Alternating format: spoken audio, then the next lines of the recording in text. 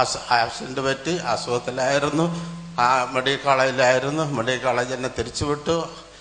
ആയുർവേദ കോളേജിൽ പോയി. ആയുർവേദ കോളേജ് എന്നെ തിരിച്ചു വിട്ടു. പിന്നെ ഞാൻ ഹോമിയോ മെഡിക്കലിൽ പോയി. അവരെന്നെ തിരിച്ചു വിട്ടു.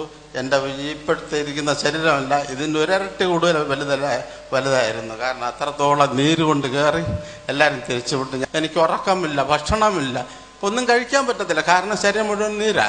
കാരണം 5, 6, 10 പ്രാവശ്യം മുന്നേ എന്നെ ആശുപത്രിയിലൊക്കെ ഒന്ന് കണ്ടുപോയവരുണ്ട്. പിന്നെ എൻ്റെ വീട്ടിൽ ആരും വരാതെ. കാരണം എന്തെന്നറിയാമോ? കാരണം എന്തെന്നറിയാം, നമ്മൾ സാധാരണ ചില വീടുകളിലൊക്കെ ചെല്ലുമ്പോൾ പറയില്ല, ആശുപത്രി പോയിട്ട് കൊണ്ടുവന്നു അങ്ങനെ സുഖമായിട്ടിരിക്കുന്നു. പോയിട്ട് വന്നു. അത് ആശുപത്രി തിരിച്ചു വിട്ട ഒരാളുടെ സ്ഥിതി എന്തായിരിക്കുമെന്നൊന്ന് നമുക്ക് ഒന്ന് ചിന്തിച്ച് നോക്കാം. ആ സമയത്ത് പലരും നമ്മുടെ വീട്ടിൽ കാണാനായിട്ട് വരും. കാണാട്ട് വന്നു ഒരാൾ അവശത നില കാണുമ്പോഴേക്ക് അവരൊരു വാക്ക് പറയും, എൻ്റെ ദൈവമേ, ഈ മനുഷ്യൻ എന്ത് ഈ എവരിട്ട് പ്രയാസപ്പെടുത്തുന്നതിൻ്റെ കാലം ഏറ്റവും നല്ലത് അങ്ങയുടെ തിരുസന്നിധിയിൽ വിളിക്കുന്നതല്ല നല്ലത് എന്ന് പറയും. ആ ചില വാക്കുകൾ ഞാൻ കേൾക്കുവാനുണ്ടായി. സാക്ഷ്യത്തിന്റെ കാര്യം ഇതാണ്. അദ്ദേഹം കാട്ടാക്കട താമസമാണ്. എനിക്കൊരു ആക്സിഡന്റ് ഉണ്ടായി. തുടർന്ന് അദ്ദേഹം മുഴുവൻ വീങ്ങി വല്ലാതെ നടക്കാനൊന്നും വയ്യാത്തൊരവസ്ഥയായിരുന്നു. നമ്മുടെ ഒരു TV പ്രോഗ്രാം കണ്ടു അല്ലെ? TV പ്രോഗ്രാം കണ്ടു. കണ്ണുനീരോടുകൂടെ പ്രാർത്ഥിച്ചു. TV പ്രോഗ്രാം കണ്ടു. ഹല്ലേലൂയ. TVയിൽ കൈവച്ചു പ്രാർത്ഥിക്കുവാൻ ആഹ്വാനം കേട്ടു. അദ്ദേഹം പ്രാർത്ഥിച്ചു. അദ്ദേഹം എഴുന്നേറ്റ് നടന്ന് പള്ളിയിൽ വന്നു. ഞാനിവിടെ വന്നു, പ്രാർത്ഥിച്ചു. എനിക്ക് എൻ്റെ വയറ്റിലൊരു നീര് വരി ഉണ്ടായിരുന്നു. മെഡിക്കലിൽ പോയി പരിശോധിക്കണമെന്ന് എന്നോട് പറഞ്ഞിരുന്നു. അങ്ങനെ ആ പേപ്പർ കൊണ്ടുവന്ന് ഞാൻ ഇവിടെ വന്നിരുന്നു.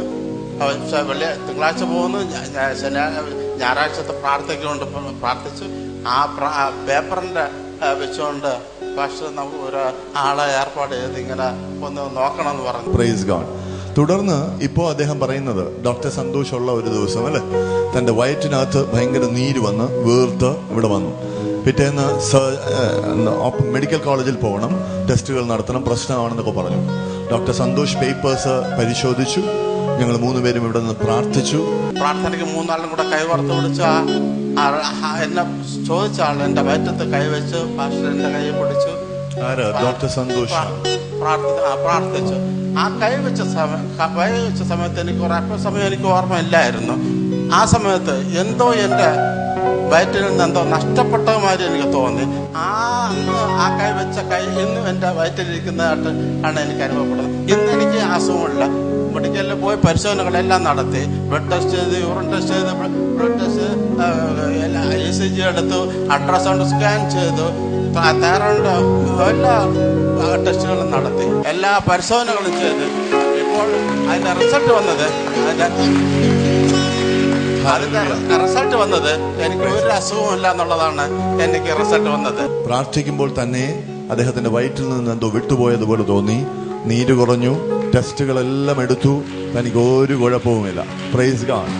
നന്ദി ബ്രദർ, ഒത്തിരി നന്ദി. കരങ്ങൾ അടിച്ച് യേശുവിന് മഹത്വം കൊടുത്തേ.